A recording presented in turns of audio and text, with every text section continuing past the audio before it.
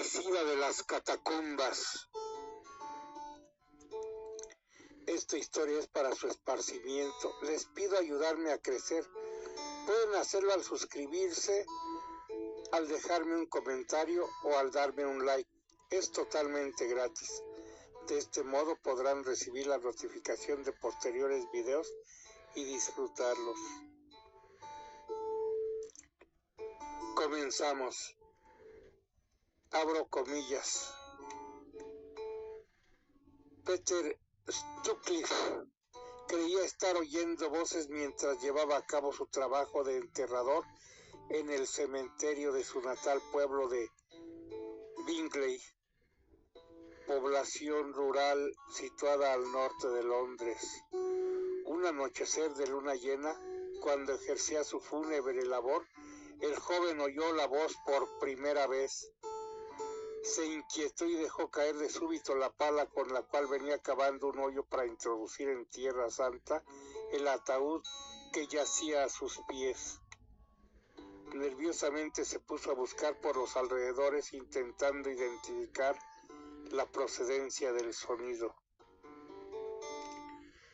El ser que lo llamaba le hablaba en tono suave, gentil y persuasivo. No le impartía mandatos ni amenazas, solo le formulaba sugerencias. Siguió el eco para localizar desde dónde provenía la voz y a tal fin caminó hasta la vetusta tumba cubierta de maleza de un hombre polaco fallecido muchos años atrás. Contempló durante varios minutos el gran crucifijo grabado en la lápida. Al rato volvió a escuchar aquella voz que lo invocaba. Miró en su entorno, pero no había nadie. Sin duda el sonido surgía desde la tumba que estaba ante sí. Al principio se trataba de un murmullo, de frases sin conexión ni sentido, pero posteriormente la resonancia se tornó más nítida y él llegó a comprender perfectamente. Ahora la voz le daba órdenes. Esa noche de plenilunio, el sepulturero regresó a su casa embelesado por aquella experiencia casi religiosa. Definió los sonidos que retumbaron dentro de su interior como la voz de Dios.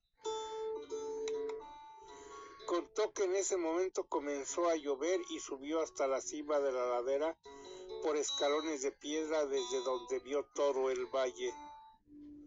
Ahí se sintió embriagado por un estado de profundo éxtasis que nunca antes había experimentado. El sujeto pensaba que era un elegido. Al transcurrir los meses, la voz, que al inicio era amable y reconfortante, le sugirió que debía volverse violento. Una prostituta le había escamoteado unos dólares sin proporcionarle el correspondiente servicio y, además, se burló de él en la taberna del pueblo delante de sus amigos. El ahora mesiánico Peter no podía pasar por alto tamaña afrenta. Animado por la voz, concluyó que su misión terrenal consistía en liquidar a todas las rameras posibles porque esas desvergonzadas eran las responsables de la mayoría de las lacras sociales. Pese a haber proclamado que únicamente deseaba eliminar prostitutas para liberar al mundo de la corrupción, no vaciló en ultimar a mujeres que claramente no ejercían esa profesión. Basaba que esto era suficiente que despertasen su deseo de agredirlas y matarlas. Tal fue el caso de Updaya Bandara, joven médica oriunda de Singapur que se hallaba de paso por Inglaterra gozando de una beca. Tampoco se justificó que victimase a Jane MacDonald, chica de 16 años empleada de una tienda, ni a Barbara Leach, distinguida estudiante de la Universidad de Bradford. Eso induce a suponer que el matador de mujeres no fue del todo sincero al atribuir la culpa de sus actos delictivos a la historia del cementerio y de la voz que impartía órdenes. Más que por su desquiciado cerebro y por su carácter de asesino imbuido de una psicopática misión, el motor impulsor de estos crímenes lo constituyó la cerril misoginia que padecía este cruel ejecutor. Pese a su innegable trastorno psíquico, el criminal dejó traslucir suma astucia antes y después de consumar sus actos delictivos. Aunque eran brutales, sus ataques iban precedidos por un minucioso estudio del terreno y sabía cómo escapar luego de haber ejecutado cada acometida. Siempre portaba consigo las armas letales, detalle muy significativo que da cuenta de planificada organización a la hora de llevar a término sus desmanes. Tan cauto y cerebral demostró ser este exterminador que su aprehensión fue finalmente vida. Todo se debió tan solo a la buena suerte que tuvieron las fuerzas del orden.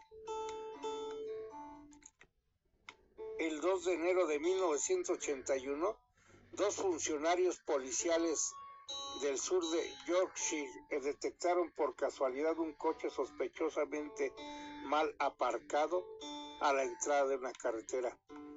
Dentro del rodado estaba el asesino y se aprestaba para sellar otra vida en la persona de la meretriz sentada a su lado.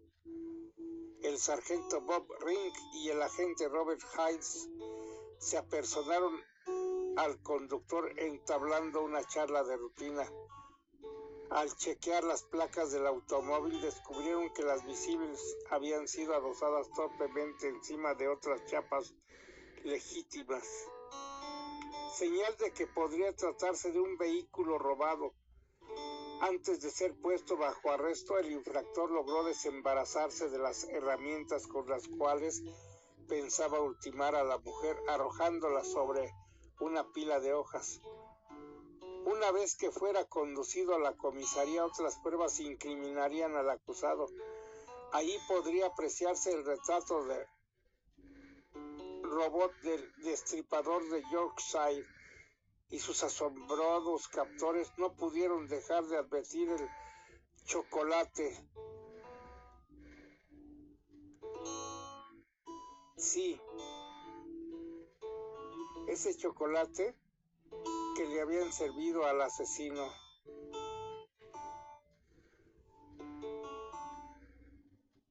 Era muy significativo. Con ello, el asesino dijo: estoy tan feliz, tal vez ese premio sea por las prostitutas que he matado. Sin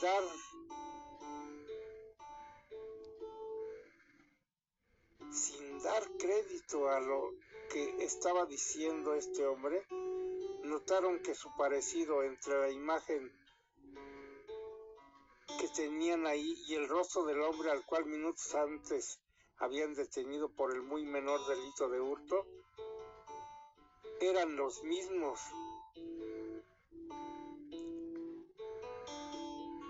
Sus pláticas no versarían respecto al robo de un coche. Las preguntas que comenzaron a formularle los investigadores fueron otras. Fueron por su responsabilidad en la autoría de alevosos homicidios, ya que él se había delatado solo al tomar su chocolate. Tras un maratónico interrogatorio que duró 16 horas, el psicópata terminó confesando plenamente su culpa y con gran serenidad aportó certeros detalles acerca de las sádicas tropelías cometidas durante casi 10 años.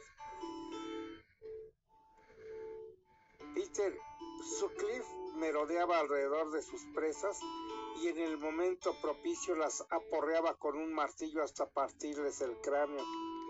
Cuando le era posible, derribaba a la mujer agredida, pateándola tan ferozmente como fuera posible con sus negras botas de cuero, que las marcas de las suelas quedaban impresas en la piel de la víctima.